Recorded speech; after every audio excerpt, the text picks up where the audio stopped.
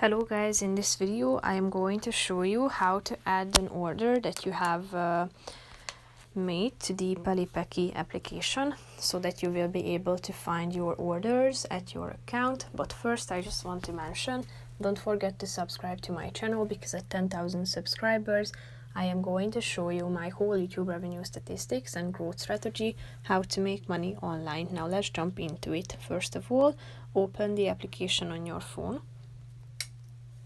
Then tap on the orders button down below next to the hot news button in the middle of the screen down below, and tap on this add new order button at the top.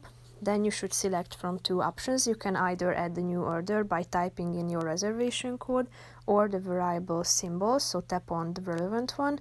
If you choose the first option, you should type in your family name and then your reservation code and click on load order. And if you choose the other option, you should type in your email address and then the variable symbol and click on the load order. Then you will be able to add the order to this section, so you will find all of your orders at this section.